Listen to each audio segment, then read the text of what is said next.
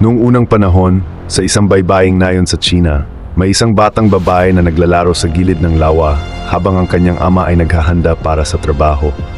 Nakita ng ama na malungkot ang kanyang anak dahil alis na naman siya, kaya't pumasok siya sa tubig at naglaro upang mapangiti ito muli.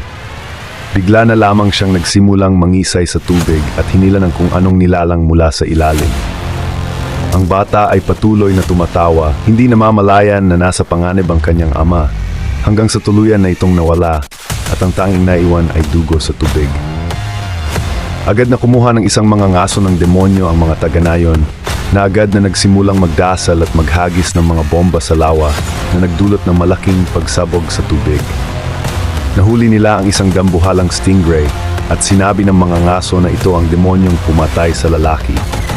Lubos na nagpapasalamat ang mga tao sa pagkakahuli ng halimaw. Ngunit isang lalaki mula sa karamihan ang nagsabi na ang stingray ay isang pangkaraniwang isda lamang. Ang kanyang pangalan ay Tang, isang mga ngaso rin ng demonyo at alagad ng isang monghe. Dahil dito, agad siyang inakusahan ng huwad ng mga ngaso bilang kasabwat ng demonyo, kaya't galit na galit ang mga tao at kinapos siya. Mabilis na lumundag sa tubig ang mga taga-nayon, iniisip na ligtas na ito, ngunit biglang lumitaw ang isang dambuhalang halimaw at nilamon ang isang babae. Nagkagulo ang lahat at nagmadaling bumalik sa pampang, ngunit hindi rin sila nakaligtas sapagkat ginamit ng halimaw ang kanyang dila upang dakmain sila. Ang batang babae mula kanina ay tumakbo patungo sa kanyang ina, ngunit nasunggaban siya ng halimaw at sinubukang hilahin sa tubig. Agad siyang tinulungan ng mga taga-nayon at pinutol ang dila ng halimaw, ngunit tumalo nito at nilamon siya ng buo. Dahil sa matinding galit, sumugod ang ina sa lawa upang sagipin ang anak, habang si Tang naman ay desperadong kumakawala mula sa kanyang gapos. Nanginginig sa takot ang ina nang lumitaw sa harap niya ang halimaw, ngunit sa halip na ibalik ang bata, nilamon siya nito. Nagsimulang magwasak ng mga gusali ang halimaw, dahilan upang mawalan ng balansa ang mga tao, at isang sanggol ang dumulas papunta sa tubig palayo sa kanyang ina. Sa kabutihang palad, nakalaya si Tang at sinagip ang bata bago siya lusubin ng halimaw.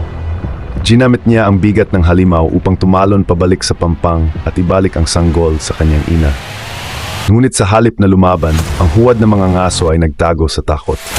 Biglang lumabas ang isang napakalaking babae mula sa karamihan na nagdulot ng pagyanig sa bawat hakbang niya. Tumalon siya sa halimaw, pinatalbog ito sa ere, at naglanding ito sa huwad ng mga ngaso bago ito makatakas. Dahan-dahang bumalik sa anyong tao ang halimaw at lumitaw bilang isang inosenteng binata. Sinubukan siyang patayin ng mga taga-nayon, ngunit pinigilan sila ni Tang at iminungkahi ang mas mahinahong paraan. Kinuha niya ang isang libro na tinatawag na The 300 Nursery Rhymes at inihanda ang kanyang talento sa musika upang gawing mabuti ang demonyo. Nagsimula siyang umawit ng napakasintunado, dahilan upang malito ang lahat, pati na rin ang halimaw. Sa sobrang sama ng kanyang pag-awit, nabaliw ang demonyo at sinimulan siyang bugbugin. Bago siya mapatay, isang babae ang biglang dumating at sinuntok ang halimaw ng sunod-sunod. Kalaunan ay naiselyo ito sa isang mahiwagang tela at ginawang manika. Ang pangalan ng babae ay Duan, isa ring mga ngaso ng demonyo.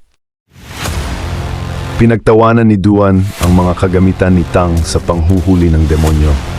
Habang pinupuri siya ng mga tao bilang tunay na tagapagligtas, nalungkot si Tang sa kanyang pagkabigo. Ngunit sinabi ng kanyang maestro na hindi madaling gawing mabuti ang isang masamang nilalang. Ipinadala siya upang hulihin ang isa pang demonyo sa isang malapit na restoran na gumagamit ng laman ng tao sa pagluluto. Kinagabihan, dumating si Tang sa restoran at napansin niyang puno ito ng mga taong kumakain. Isang babae ang sumalubong sa kanya at ipinaliwanag ang lugar, ngunit agad niyang nahalata na ilusyon lang ang lahat. Hinamon niya ang babae na ipakita ang kanyang tunay na anyo at bigla siyang sinugod ng demonyo. Mabilis na dumating si Duan at sinimulang wasakin ang lahat ng demonyo sa loob gamit ang kanyang mga singsing.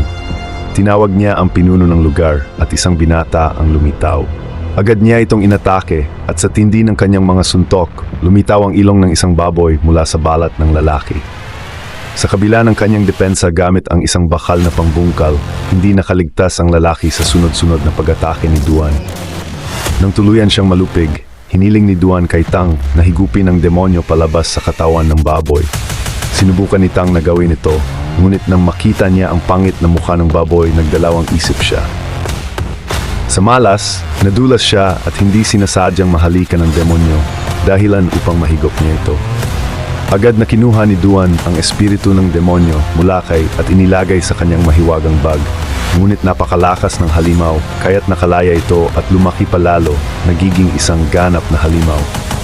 Tumakas sina Tang at Duan habang gumuho ang buong gusali. Napunta sila sa tabi ng lawa kung saan bumagsak si Duan dahil sa mga sugat niya.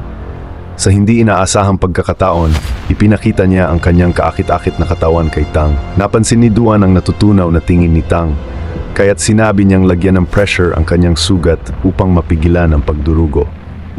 Ginawa naman ito ng lalaki kahit na siya mismo ay duguan na rin. Nang ipikit ni Duan ang kanyang mga mata at lumapit para humalik, biglang naalala ni Tang na isa siyang monghe.